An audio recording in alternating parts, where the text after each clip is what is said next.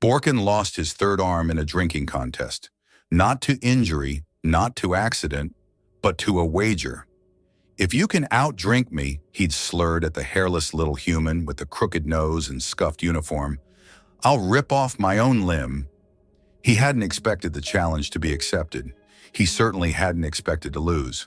But the human who introduced himself only as Briggs had just smiled faintly and poured the first shot. The Tavari were a proud species, with spiked backs, reinforced clavicles, and a reputation for thriving on planets that would melt the lungs of lesser races.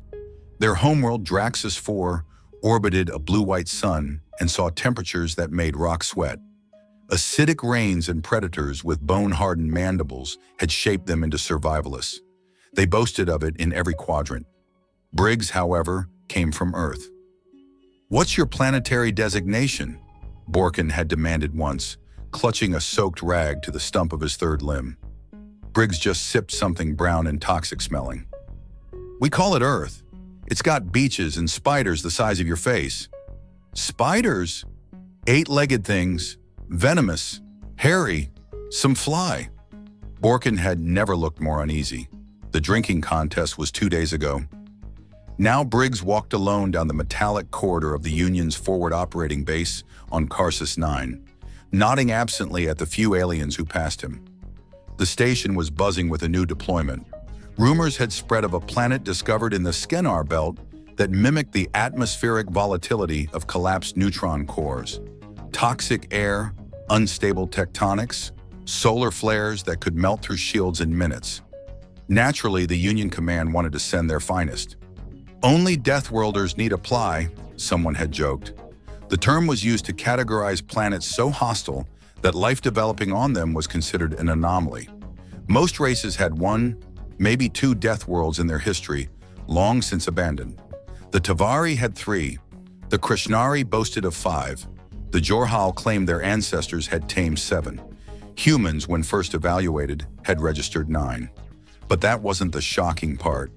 Earth was a Category 5 Deathworld by itself. Most assumed the Union had made a mistake. But after a few encounters, most stopped asking. In the mission briefing room, 20 representatives of hardened species had gathered. The Tavari, the Krishnari, the stone-plated Drink. Even the gaseous Vakna had sent a containment-suited envoy. They stood in respectful attention as the mission commander entered. "This is HX-739, the commander began, displaying a hologram of a churning, blood-red planet.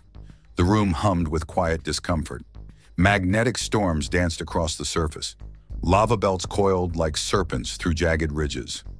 "Nothing lives there," muttered the Drenk envoy. "You're wrong," the commander replied. "We received a distress beacon 3 cycles ago. Origin unknown. Short bursts of code in an unrecognized dialect. However, we traced it to HX-739. The room shifted. This wasn't a mining or research mission. We're sending a team to investigate. Survival gear is prepped. Landing will be manual. We need 5 volunteers." The silence was short. Borkin stepped forward. The Tavari accept. 3 others followed. A Krishnari brute named Locke, who carried 3 axes and spoke only in growls. A silent Drink whose skin reflected the briefing light like wet stone, and an insectoid tactician from a species no one could pronounce. The 5th was up for debate. Then Briggs stood. Some shifted, some snickered. Borkin narrowed his remaining eyes. "You're serious? I could outdrink you with half a liver. I'll manage." "This isn't a bar. This is a death world." Briggs shrugged. "Sounds like a camping trip back home." Later on the drop shuttle, the tension was less humorous. "What's the worst you've seen, human?" Locke asked, his voice like broken gravel. Briggs leaned back. "Ever been in -40? No suit? Skin freezing so fast it cracks when you blink?" Locke grunted. "Ever waded through a swamp where the water has live bacteria that eat flesh within 30 seconds? And there are bugs that lay eggs in your ears while you sleep?" The Drank gave him a sidelong glance. "What about oxygen so thin it's like breathing through a wet rag while you're hiking up rock ledges in the dark?" The insectoid clicked a few mandibles. "You exaggerate." Briggs pulled up a faded photo from his chest pocket. A child barefoot in a snow-covered field, holding a stick. That's my brother, age 7. We called it a winter scavenger hunt. Borkin shook his head. I don't believe you. Briggs folded the photo and tucked it back. You will. The shuttle shook violently as it breached the atmosphere of HX 739. Fire licked the edges of the viewport. Volcanic gases and churning pressure fields pressed against the hull like fists.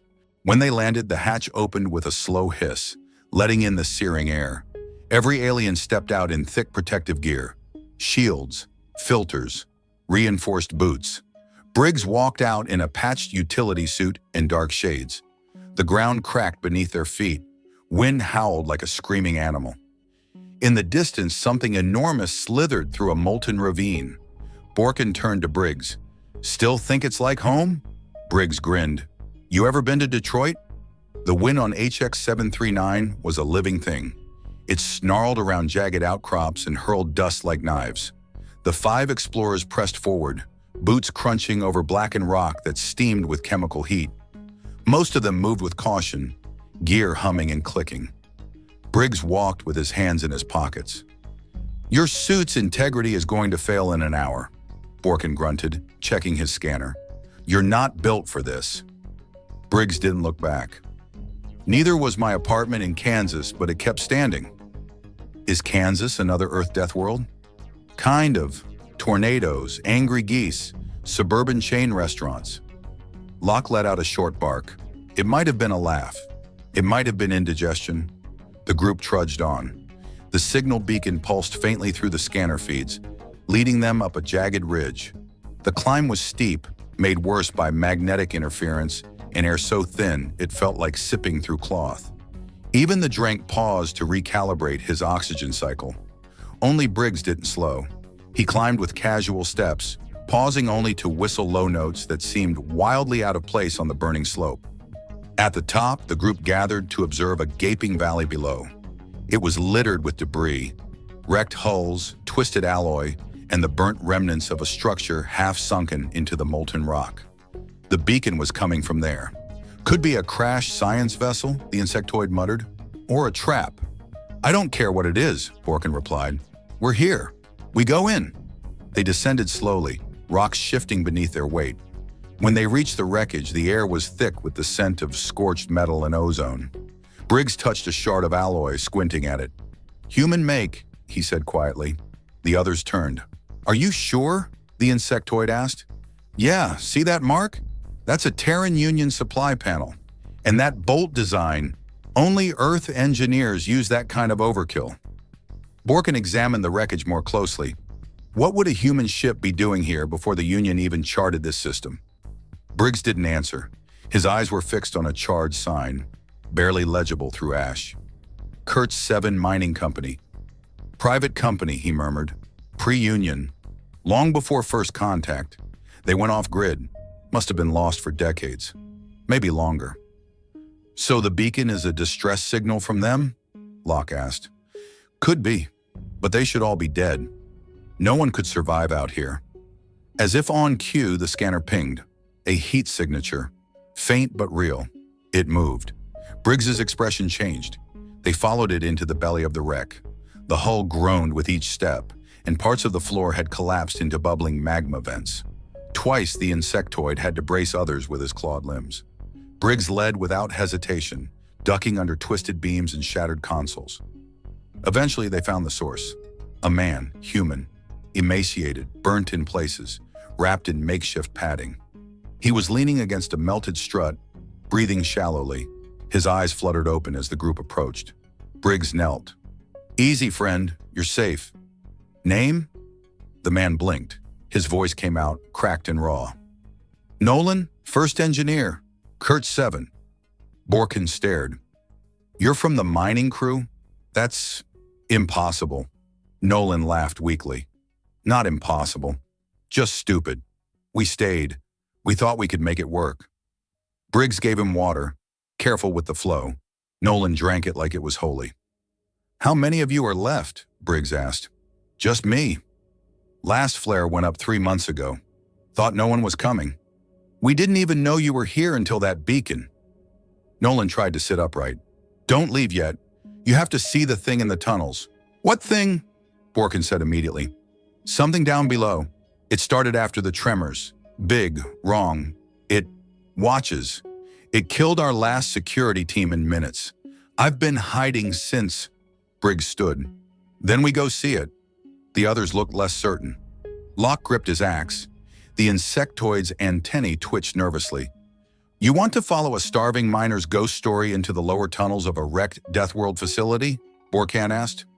Yes, Briggs said, because this guy survived HX 739 longer than any of us. He's either crazy or right. Either way, I want to know what made the rest of them disappear. The descent would be harder. The structure grew unstable. The heat more intense. The deeper they went, the darker it got, until only their suit lights cut through the gloom. But the worst part wasn't the heat or the risk of collapse. It was the fact that something was breathing down there. The tunnels beneath the wreck were wrong. They hadn't been carved by drills. No mining equipment left these marks. The walls were smooth, curving like melted wax, but cool to the touch.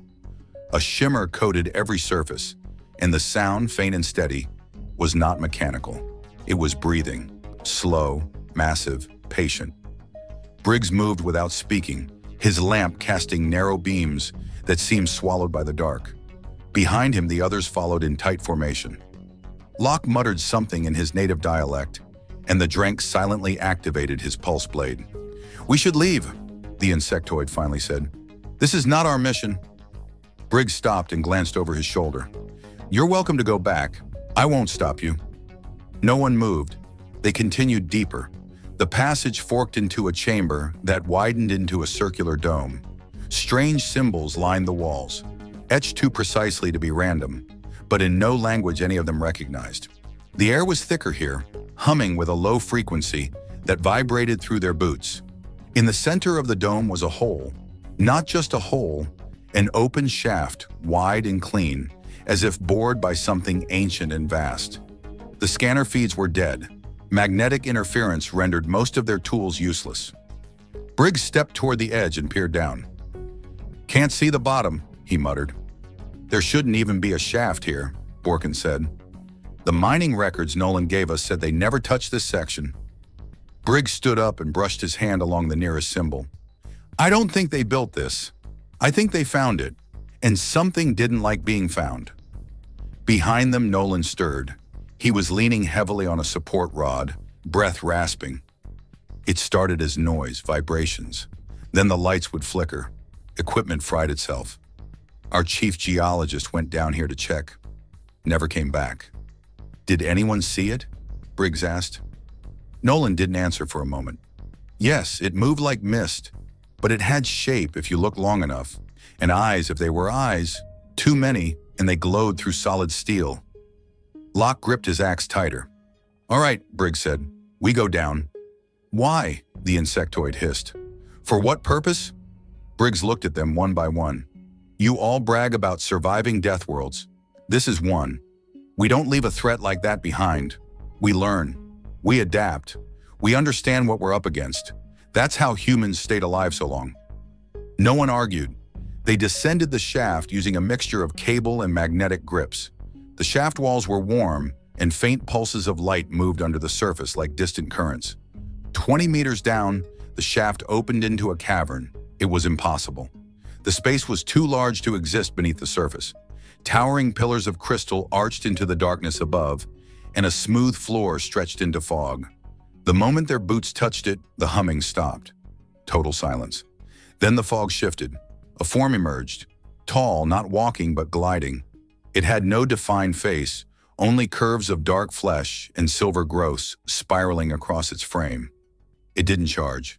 It didn't roar. It simply watched. Briggs took a step forward. We don't want to fight. We're here to understand. The thing tilted its head.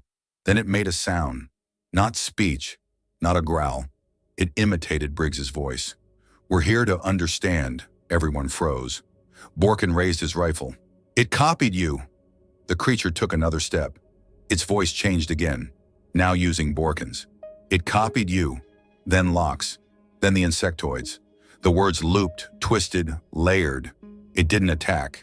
It learned. Suddenly, tendrils unfolded from its arms and touched the ground. The crystals around them lit up. On each face was an image, a face, a different species, hundreds, some known, some extinct, some never before seen. Briggs swallowed. It catalogs everything it meets, maybe everything it kills. Nolan stumbled back. It took them all, one by one. The creature stepped closer. Its mass was now filling half the chamber, though it didn't appear to grow. It was like their minds could barely hold its shape. The light flickered and the temperature dropped. Then it stopped. One tendril extended toward Briggs and hovered inches from his chest. No one moved. Even Locke was still. Briggs stared at it. "You're not hostile yet. You're curious. You don't recognize me. That's why I'm still breathing." The creature pulsed. Its form shimmered. Briggs slowly reached up and pressed his palm to the tendril. The contact was instant and overwhelming. Visions burst behind his eyes. Landscapes from other planets. Storms that erased cities. Memories that weren't his. He saw alien stars.